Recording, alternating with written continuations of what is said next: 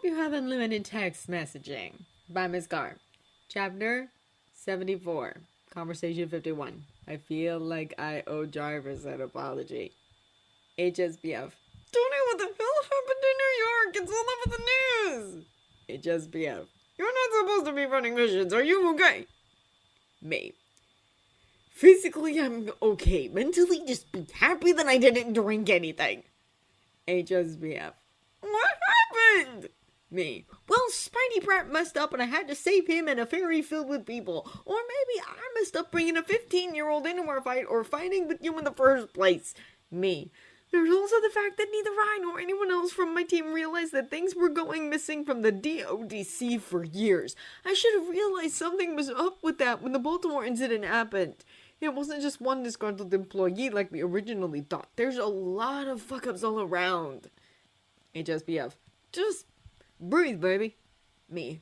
I fucked up. I want a drink. HSBF. You don't need it, just start at the beginning. Me.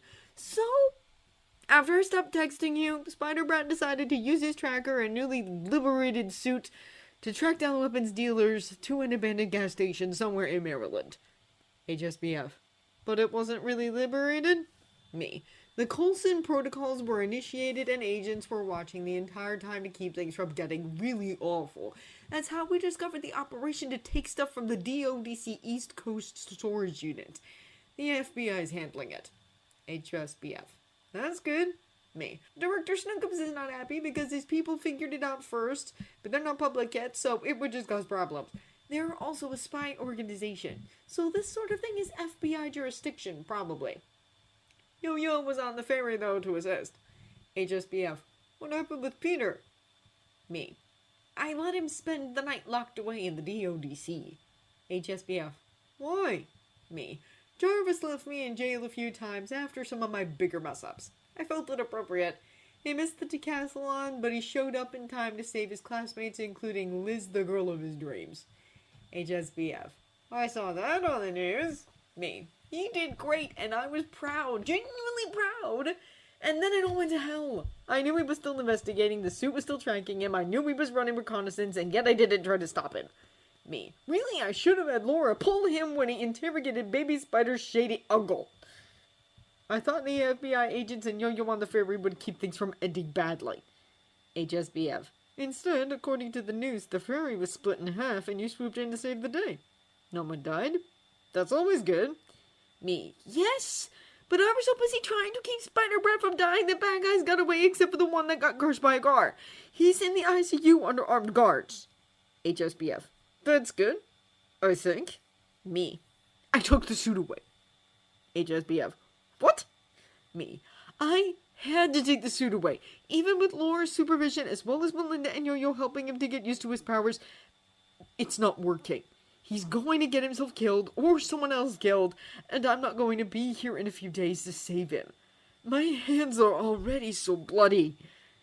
HSBF. Tony, it will be okay. Me. No, it won't be. I felt like I was channeling Howard. HSBF. Raising teenage superheroes is hard. Me. It is. I felt like he shouldn't even be here. I should not have brought him to Germany, or rather, have Kevin bring him to Germany. Kevin really hated spider-sitting. I think that's the real reason why he switched to working with Pepper, other than getting to live in the same state as his wife again. HSBF. Why did you bring the spider into it? Me. Because I love you, and you were going off the deep end. Or at least I thought you were. I had to protect you by whatever means necessary, and I made some very questionable choices, like getting a teenager involved, and only telling him that you were crazy and not everything else going on. HSBF. I'm going to forgive you for saying that, because maybe you weren't that far off. HSBF. But what if Ross got to him instead? What would he have done to a 15-year-old with spider powers? Me. I don't even want to think about how it was before the Accords were adjusted to handle the underage with powers. The best case scenario would have been Coulson finding him first. HSBF. So maybe it's a good thing that you're taking care of him. Me. I took the suit away. HSBF. Does that mean that Laura is going to stop monitoring him? Or that Melinda will stop working with him when she's around? Me. Well, Melinda thinks that we should send him to the academy. They're starting it back again now that the agency's being re-legitimized.